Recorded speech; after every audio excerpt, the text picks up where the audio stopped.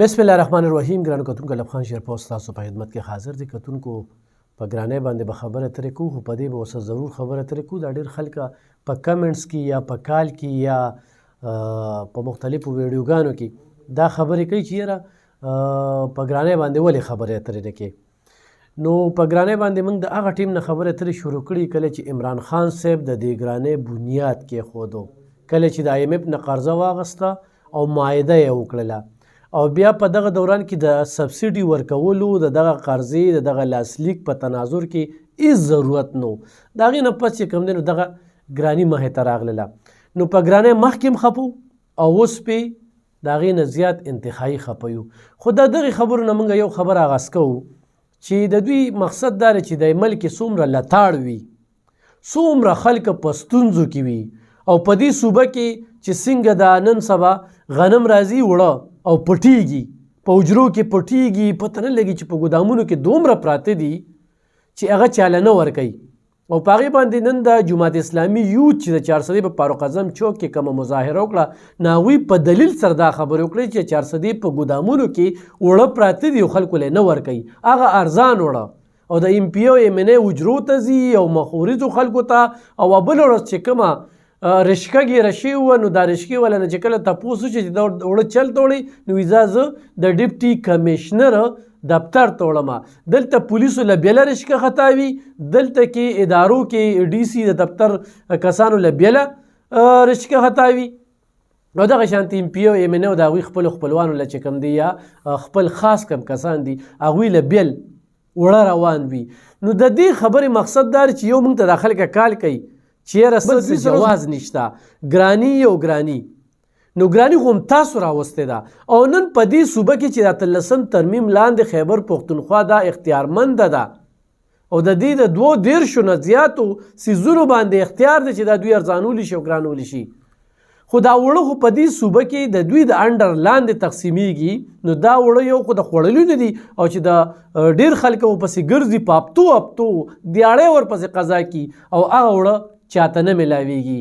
نو دا هغه بنیتي ده، دا هغه بوز دی چې قام څومره په ستونزو کې وي، په مسلو کې وي، نو دوی ورسره من غټیږي او قام ته پیدا نه ورکوي. ولې چې بغض دی او بنیتي ده. ادارې کار نه کوي، سزا او جزا شته دی نه، په څه باندې بروسه کولی شي نه، په صوبه کې حکومت نوم و نشان نشته دی، د سره څه خبرې په دې نه راځي چې یاره څه دي.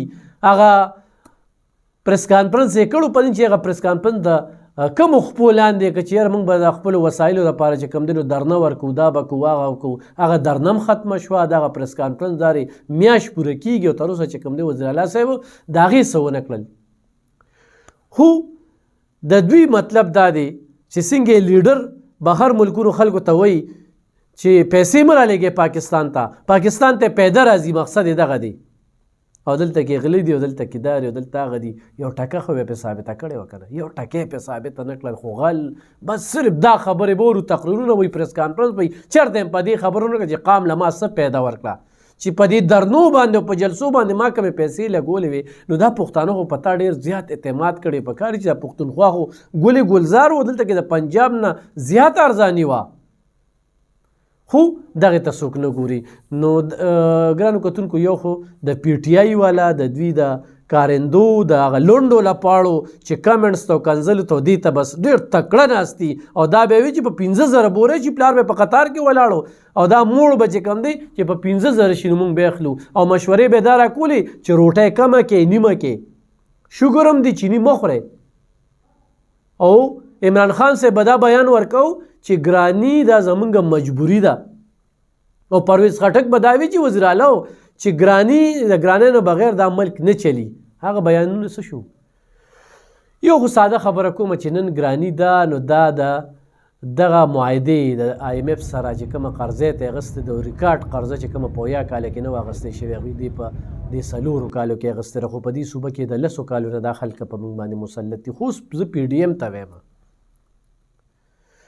چې تاسو سره احساس شته د دې قام، تاسو د خپلې تنخواګانې بندې کړې، خپل مراعات هم بند کړل، خپل وسایل هم بند کړل، خپل پروتوکول کې هم کمې راوسته، خپلې عیاشۍ او خرچې هم کمې کړې، خپلې دورو کې هم کمې راوسته، صرف بقام قرباني ورکړي. تاسو به څه کوئ؟ تاسو د قام له څه وکړل؟ بس روزانه به راځي او بس په ټي وي باندې به خبرې اترې کوي چې اکناميکلي داسې او معاشي لحاظ سره داسې او بس صرف دغه خبرې او خل نشته.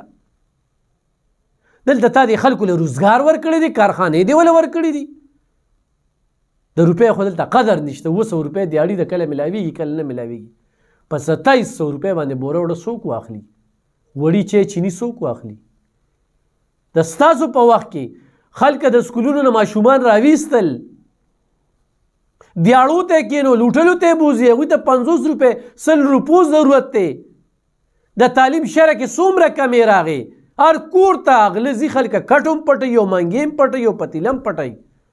او په صوبه کې چې نن سبا د سنیچنګ دا کومه سلسله روانه ده، خلکو نه موبایلې کیمرې دا سره عام چې کوم دی لوټ کېږي، لوټ مار روان دی په دې صوبه کې، قلنګونه روان دي. د پی ټی آی بنیتي د پی ډي ایم سره ده زور چې کوم دی نه قام له راځي. تاسو خو د قام ته څو ښایې که نه؟ او نن د ناستي ضرورت دی چې یو ځای کښېنئ. نو دې وخت کې ګرانو کتونکو خو دوی وایي چې 8 بجې د مارکیټونه بندوي. دا فیصله خو کوي، خو دې سره دا پی ډي ایم یا د حکومت او وفاقي دی هغه صوبایي دی، هغوی دا فیصلې وکړي چې موږ به راتلونکي د الیکشنه پورې تنخواګانې نه اخلو، دفتر بند دی، په دفترو کې اے سیګان بند او هغه اے سی چې ګرم هوا کوي، هیټرې بند دی. تاسو هم څه اعلان وکړئ که نه؟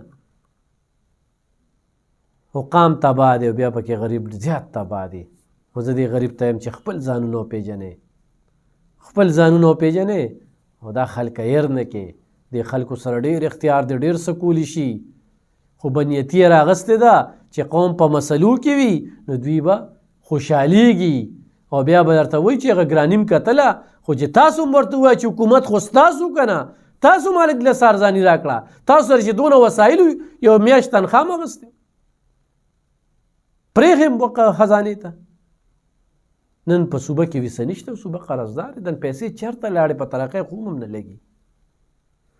خو زه دې ټولو حکمرانانو ته وایم، خو پی ډي ایم دی خو پی ټي آی والی، دا وخت نه ستاسو د جلسو دی، نه د درنو دی، نه د دغې خبرو دی چې هغه هم ګیر کو دی پرېښوده، بس صرف دا خبرې به رواني، آډیو ویډیو په هغه کیس دی. په دې کیسونو څومره پیسې لګي، د چا نه هم ټکه ثابته نه کړو، بس عدالتونه چې کوم دي نو هغوی خپلې فیصلې دي او دلته کې چې کوم دی نو د بیروکراټ او د ادارو خپل کارونه دي. د قام فکر چا سره نشته دی. دې وخت کې چې دا کومه ګراني ده، اوس زما دفتر ته یو زنانه راغلې وه، 2 بچي وو یتیمان وو، وي د شپې په څه طریقه باندې وده کړم، هغې له ما د یوې بوجۍ وړو پیسې ورکړلې. ما چې د هغې احساسات وکتل او خبرې مې واورېدې نو ډېر زیات خفه شوم. خو بیا هم د الله پاک لاک شکر دی چې زه یو بوجۍ وړی خو زما نه یوړل.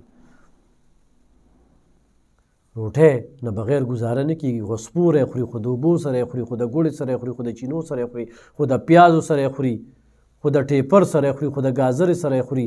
نو سپور به سردار څه غوړی شي، خو د وړو نه بغیر نه کېږي. او نن وړه د اور په بیه دي، دا خلکو اوسان خطا شوی دی، نو ژوند ډېر سخت شوی دی.